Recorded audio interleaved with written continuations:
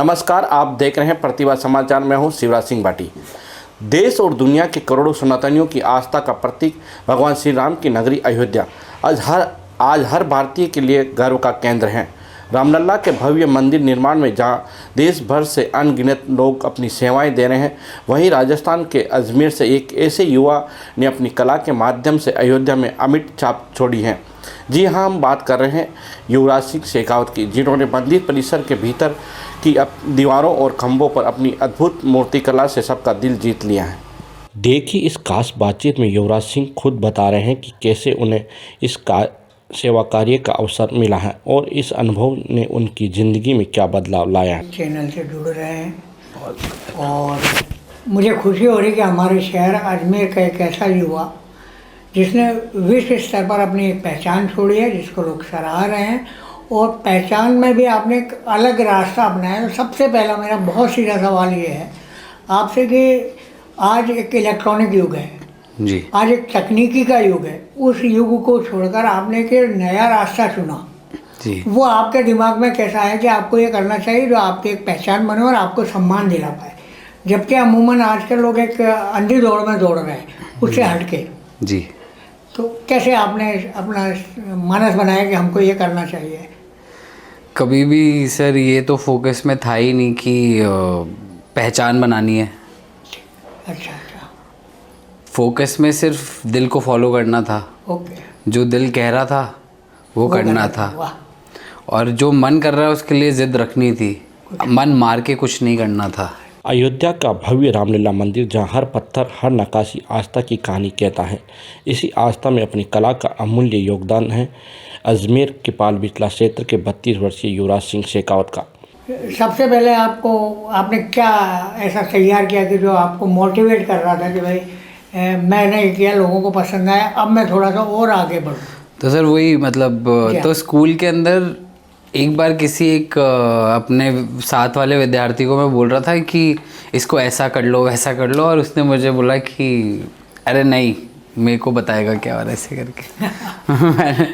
मैं सच बोल रहा हूँ। तो मैंने जब पहली बार अपनी मूर्ति बनाई थी जी, तो जब मैंने वो मूर्ति बना रहा था तो मैंने एहसास किया कि वो सारी शैतानी है, जो कहीं मेरा भागने का मन कर रहा है, कहीं जाने का मन कर रहा है, वो कुछ मन नहीं कर रहा था। मेरे को लग रहा था बस ये मूर्ति को मैं, हाँ वो उस मूर्ति सही तो है, वो मूर्ति को मैं और बना लूँ, थोड़ा टाइम और दे सकता हूँ तो दे देता हूँ वहाँ जाके। तो वो जो एक इन्वॉल्वमेंट, नेचुरल इन्वॉल्वमेंट मैंने फ़ील किया वहाँ पे। और फिर मेरे वो पिताजी का सवाल कि भाई इतना क्या सोच रहा है 12th के बाद, कि ज़्यादा मत सोच, वो सोच जो तेरे को करने में मज़ा आया। स्कूल काफ़ी अच्छा था मेरा, उसमें हमने काफ़ी चीज़ें ट्राई की। मैं सोचता हूँ कि आपके फादर ने अगर इतना आपको सपोर्ट किया। बचपन से ही मूर्तिकला का शौक रखने वाले युवराज सिंह ने अपने हुनर से मंदिर के भीतर के खंभों और दीवारों पर मूर्तियां गढ़ी हैं, जो आज हर श्रद्धालु का मन मोह लेती हैं। जहाँ देश और दुनिया की बड़ी बड़ी तकनीकी, बड़े बड़े दिमाग लगे हुए थे, वहाँ हमारे शहर का एक 32 साल का युवक, शायद उस समय 25-26 के रहे होंगे, आपने काम किया। तो वो एक थोड़ा सफ़र आप मुझे बताएंगे वहाँ कैसे पहुँच पाए? सर मैं चमत्कार और यूनिवर्स पे विश्वास रखता हूँ। मैं अपने अक्सर दिल में बोला करता था कि अगर मुझे मौका मिले, जब राम मंदिर की चर्चाएं चलती थी तो मैं अपने दिल में बोला करता था कि मैं तैयार हूँ, अगर मुझे मौका मिल जाए तो मैं दिखा सकता हूँ कि हम क्या काम कर सकते हैं, या कैसे उस चीज़ के अंदर ऐसा काम किया जा सकता है कि वो विश्व स्तर पे दिखाया जा सके, और ऐसी क्या चीज़ है जो इम्पैक्ट डालती है व्यूअर्स के ऊपर और लोगों को जो राम मंदिर से और जोड़े। वो विश्वास जो था उससे एक अपने आप ही फिर एक मेरे जानकार है जिनका मेरे पास कॉल आया, उन्होंने बोला ऐसे ऐसे काम है अयोध्या के अंदर, मूर्तियों का काम है, कि आप चलोगे, हमारी कंपनी को आपकी ज़रूरत है, और ऐसे ऐसे करके। तो उन्होंने कांटेक्ट किया, बट फिर उनके साथ मेरा तालमेल नहीं बैठा। हमने खुद ने डायरेक्ट सैंपल बनाया, मतलब भगवान बोलते हैं ना रास्ते बनाता है आपको पहुंचाने के, तो वो भगवान ने रास्ता बनाया, मैंने वहाँ पे सैंपल बनाया। और जब हमने वहाँ पे सैंपल बनाया तो जो वहाँ के ट्रस्ट जो बोर्ड था, उनको हमारा काम बहुत पसंद आया, उनको हमारा काम करने का तरीका बहुत पसंद आया। तो इसलिए उन्होंने फिर हमें आगे प्रोत्साहन दिया और आगे। भगवान श्री राम को आपकी सेवा ज़्यादा पसंद आई तो उन्होंने आपको एक सेवा का मौका, उन्होंने मुझे बस एक मौका दिया मेरे कला के प्रति। देश और दुनिया के बड़े बड़े आर्टिस्ट लगे हुए, हम लोगों ने जो इनॉग्रेशन देखा, शुरुआती दौर कम देखा है, तो मैं सोचता हूँ कि ये शायद हमारे शहर के लिए बड़ा सौभाग्य है कि हमारे शहर का एक युवा वहाँ जाकर इस तरह के काम कर रहा है। मंदिर के निर्माण कार्य की शुरुआत में ही उन्होंने ठान लिया था कि अपनी कला के माध्यम से प्रभु श्री राम के इस पवित्र धाम में सेवा जरूर देंगे। तो जो कारीगर होता है वो कारीगर है, वो कलाकार और कारीगर में ये फ़र्क है कि उसको आप लाइन दे दो वो लाइन काट देगा।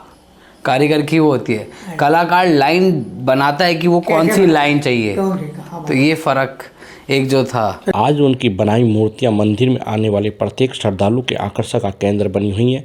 अयोध्या में अपनी कला की सेवा देकर उन्होंने न केवल अजमेर बल्कि पूरे राजस्थान का नाम रोशन किया है। कितने दिनों तक उस सरजमी पर आपने काम किया?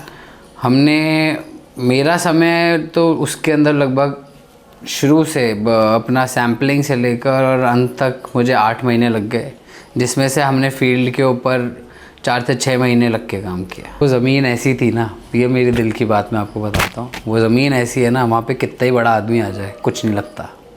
वहाँ कितना ही छोटा आदमी, जो एक कारीगर, जो एक मजदूर भी काम कर रहा है और जो एक बड़े से बड़ा मंत्री भी आ रहा है ना, वो सब बराबर फील हो रहे थे, क्योंकि उस भूमि पे ना सिर्फ राम जी चल रहा होता है, सिर्फ राम जी का नाम चल रहा होता है। और ये मतलब सत्य बात है एकदम।